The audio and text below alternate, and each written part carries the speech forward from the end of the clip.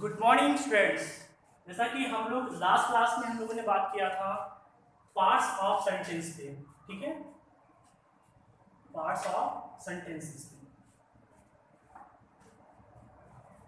तो हम parts of sentence को टू पार्ट में डिवाइड किया था, सब्जेक्ट और प्रेडिकेट। तो जो हम उसमें से फर्स्ट पार्ट हमारा क्या था, सब्जेक्ट, ठीक है। तो हम लोग जो है सब्जेक्ट वाले पार्ट को कंटिन्यू कर रहे थे। हमने कहा था कि कौन कौन से ऐसे पार्ट हैं, कौन कौन से ऐसे पार्ट हैं जो हमारे सब्जेक्ट बन सकते हैं। तो हमने कुछ पॉइंट्स को लिखा था। पहला था नाउन, ठीक है, प्रोनाउन, एडजेक्टिव, ठीक है, नाउन, प्रोनाउन, एडजेक्टिव, इन्फिनिटिव, ठीक है। फाइव पार्ट में क्या था, जिरंड, और उसके बाद क्या आएगा, देयर, उसके बाद क्या आएगा, तो हमने जो है इन पार्ट पर डिस्कशन कर लिया था, ठीक है। हम लोगों ने इस पार्ट पे डिस्कशन कर लिया था। अब हम लोग बात करेंगे जिरंड की, या इन्फिनिटिव का एक पॉइंट मैं बताना चाहता हूँ। हम लोगों ने इन्फिनिटिव के बारे में क्या पढ़ा था। इन्फिनिटिव एक्चुअल में है क्या, इन्फिनिटिव है क्या, 2 + 1।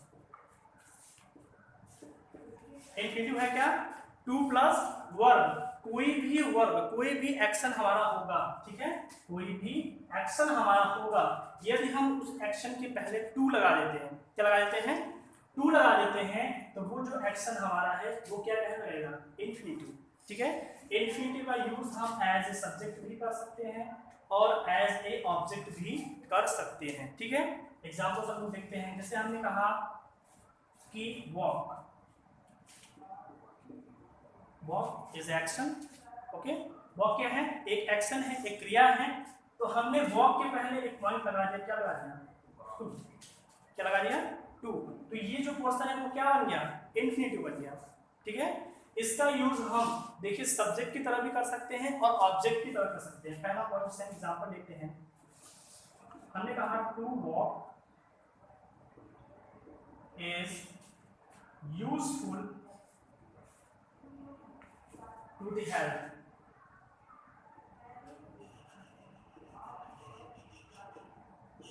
ठीक है। हमने एक सेंटेंस लिखा, सेंटेंस हमारा क्या है, to walk is useful to the health. देखिए यहाँ पर वॉक तो एक वर्ब है, ठीक है, और वर्ब का सीक्वेंस क्या होता है, हेल्पिंग वर्ब के बाद। बट यहाँ पर वॉक आया हुआ है लेकिन वॉक के पहले टू लगा हुआ है। तो ये वॉक जो है यहाँ पर एज ए इन्फिनिटिव लगा है, ना कि एज ए मेन वर्ब, ठीक है, क्योंकि इस मेन वर्ब के पहले पॉइंट क्या लगा हुआ है, टू। तो यहाँ पर ये क्या है, एक इन्फिनिटिव का पार्ट है, और इस इन्फिनिटिव जो है वो एज ए सब्जेक्ट यहाँ पर यूज हुआ है, ठीक है। हमने इसकी स्ट्रक्चर पर डिस्कशन किया था। देखिए इस इन्फिनिटिव का जो है हम ऑब्जेक्ट की तरह भी यूज कर सकते हैं। जैसे हमने कहा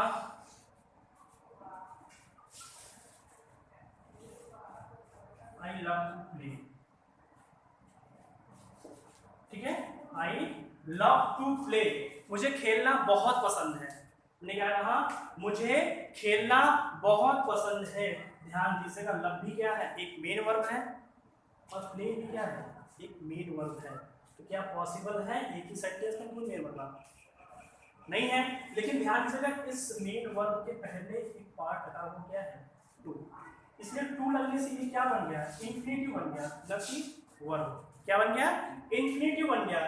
तो आई लव टू प्ले, मुझे खेलना बहुत पसंद है। I love to play cricket, something जो भी कह सकते हैं, वो पार्ट क्या हो गया हमारा, इन्फिनिटिव हो गया। तो इन्फिनिटिव का पार्ट क्लियर है। हमने सब्जेक्ट की तरह भी उसका यूज बताया और ऑब्जेक्ट की तरह भी। देखिए आज हम लोग डिस्कशन करते हैं जिरंड वाले पार्ट की।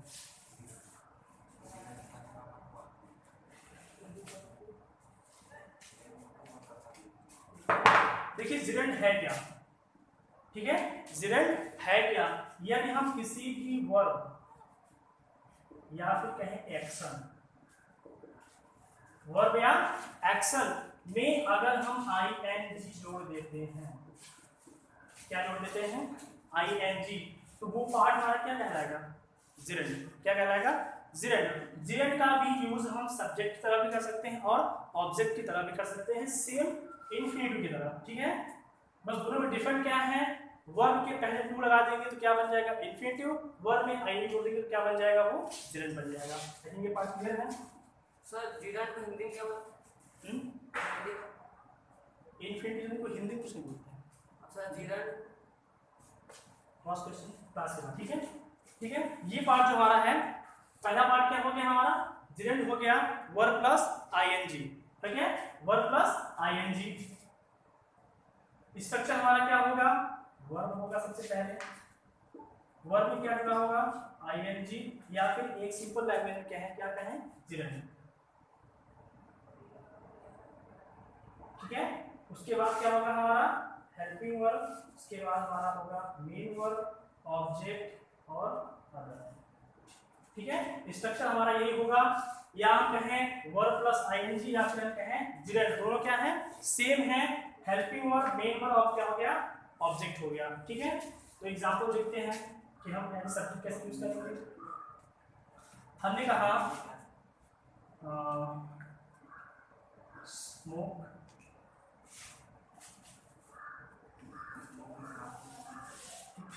स्मोक, स्मोक क्या है धूम्रपान करना, ये क्या है वर्ब है ना वर्ब। हमने इस वर्ब में आईएनजी जोड़ दिया, क्या बन गया स्मोकिंग, ये यहाँ पे क्या कहलाएगा जिरेंट, ठीक है।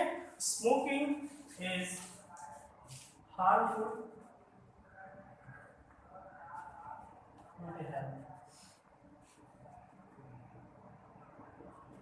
सेंटेंस हमारा क्या है smoking is harmful to the health, धूम्रपान करना स्वास्थ्य के लिए हानिकारक है, ठीक है। यहाँ पर ये जो पार्ट है वो क्या कहलाएगा जिरेंट, और इसका यूज कैसे हुआ है एज ए सब्जेक्ट, सब्जेक्ट की तरह इसका यूज हुआ है। और एग्जांपल देखते हैं कैसे ऑब्जेक्ट की तरह होगा यूज। सेम पार्ट जिसका हमने एग्जांपल लिया था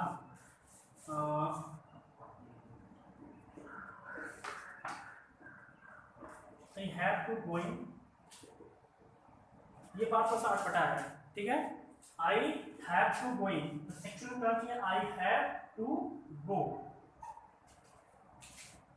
ठीक है। I have going कोई सेंटेंस बन रहा है नहीं बन रहा है, लेकिन एक्चुअल में उसका सही पार्ट क्या होगा I have to go, इसका हिंदी अब क्या होगा I have to go, जाना पड़ता है। हाँ एक मजबूरी के सेंस में मुझे जाना पड़ता है या फिर जाना मेरी मजबूरी है। कोई और एग्जांपल लेते हैं। हमने कहा